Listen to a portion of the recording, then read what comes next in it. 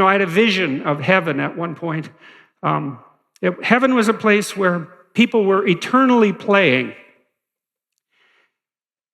And it was a place where everything was good, but everyone was playing to make it better yet.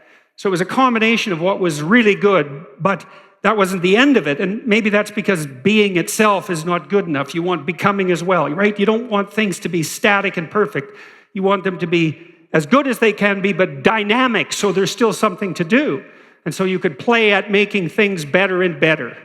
And that would be lovely if that was true, right? If you could have what you wanted, if you really think it through, you might think, well, it would be lovely if everyone could play a voluntary game that everyone wanted to play that was aimed at making things good, but even when they're good, the aim was to make them even better.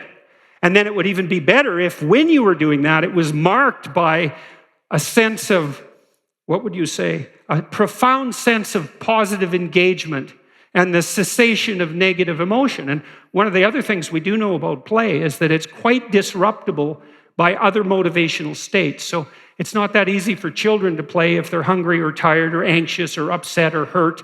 If your children are playing spontaneously, it's actually a mark that what you've created around them is a walled garden, right? The walls protect them so there's not too much chaos and uncertainty, and the garden is this place where things can flourish. A playground is a walled garden in any real sense. Walled garden, paradisa means walled garden, by the way. It's a balance between culture and nature, or between structure and possibility.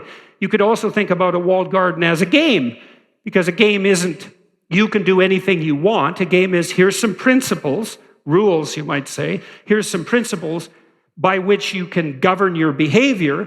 Within that set of principles, here's some play, right? Some freedom to maneuver, not so much that you drown and no one knows what they're doing, just exactly the right amount so that it's playful. That's how it looks. And so back to treat yourself like you are someone you're responsible for helping. Well, you want to approach other people in the spirit of play, but I would say, even though you probably shouldn't teach people to play with themselves, so to speak. It's the right attitude to bring to bear on yourself, too. And that's a hard thing to do. Like we tend to think that most people, if we're cynical, we think, well, people are rather selfish. They're self-centered. They only want what's good for themselves. It's like, first of all, that's actually not true. There are some people who will routinely take advantage of other people to get what they want in the moment. But that's pretty rare. In its extreme forms, which would be psychopathy, let's say, in its extreme forms, it's never more than about 3% of people. And then around the psychopaths, there might be another kind of cloud of narcissists who are inclining in the same direction, but haven't got quite so far. And maybe you could add another 5% on that, depending on the severity. But it's just not the case for most people. Most people have the reverse problem.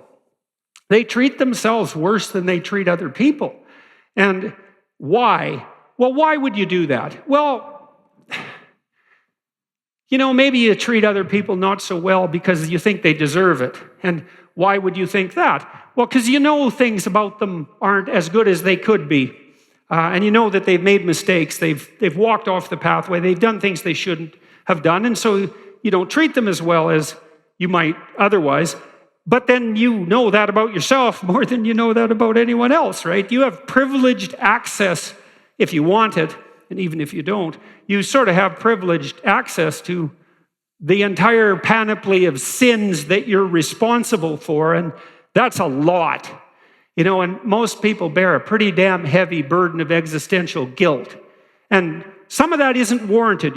Lots of times you see people in the Freudian sense who have a superego that's yelling at them too vociferously. One of the things you do in therapy for people who are hyper-conscientious to the point where their own internal voice is a tyrant is you try to moderate that.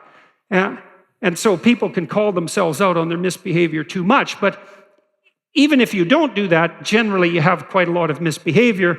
And as a consequence of that, you're ashamed and uncertain about your own value.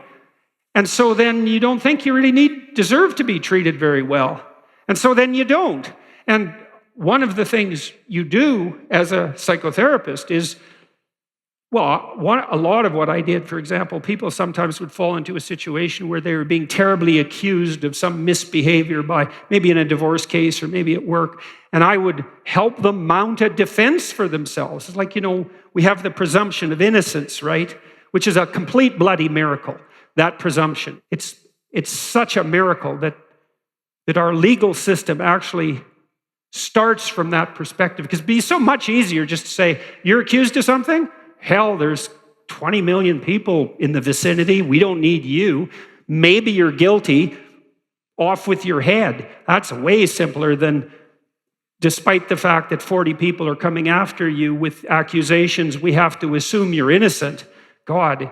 And it's very hard to do that for yourself, to mount a defense. And one of the things I used to have my clients do if they're in such a situation is write out a defense. It's like, treat yourself like you're innocent, just for the sake of argument. We can also do the same thing on the guilt front.